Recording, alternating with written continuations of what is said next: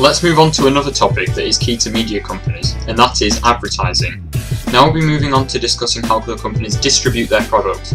There are multiple ways in which 20th Century Fox can allow their product to reach an audience, such as Netflix, cinema, TV, DVD, and Blu-ray. The conventional way in which a film is distributed is that it will be shown in cinemas first and then later marketed on these other sources. Most companies will allow cinema businesses to show their films, and that is called institutional conversions. Another example of institutional conversions is Sky/BT broadcasting films made by other companies. iRobot first came out in the cinema, which is a form of old media and is viewed as a social event. The film carried on, and the standard of that time, which is in the early 2000s, have been released on DVD about 6 months later. It has since been released on Blu-ray on 19th of May 2008.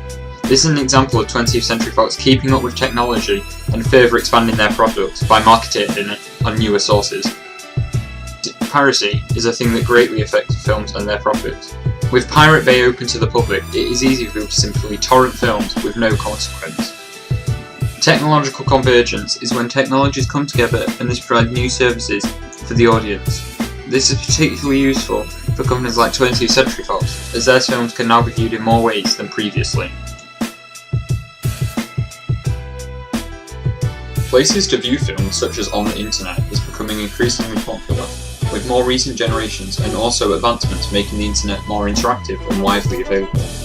The current generation of adults are deemed as digital natives. This means that they have grown up expecting and frequently using technology, so they will be very familiar with how to access films online.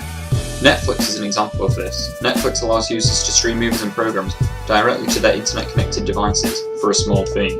In 1991, the World Wide Web was distributed and made available to the public. In 1995, large commercial companies utilised this in order to make a profit and show off their products, and the first commercial websites were launched. The reason current generations are digital natives is because of an event that happened in 1995. In this year, the internet became known as Web 2.0. This was when the internet transitioned from being static to becoming a two-way service in which users could interact and post their own content.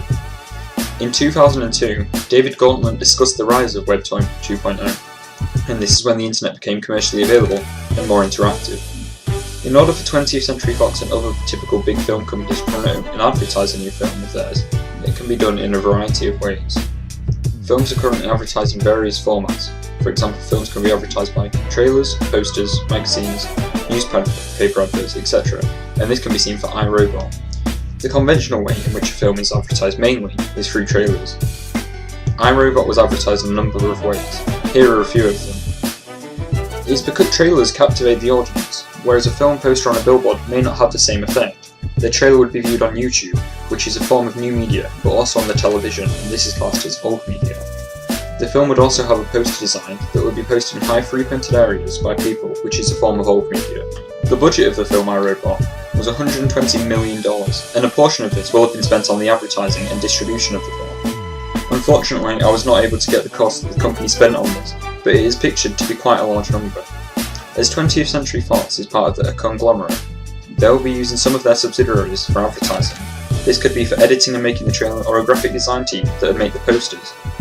The cinemas that the film will be viewed in will not actually be owned by 20th Century Fox.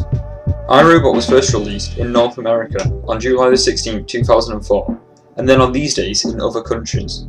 It was produced with a budget of $120 million, as we've already discussed, but it got in profit $144 million, and then $202 million more throughout the years through DVD releases and other stuff.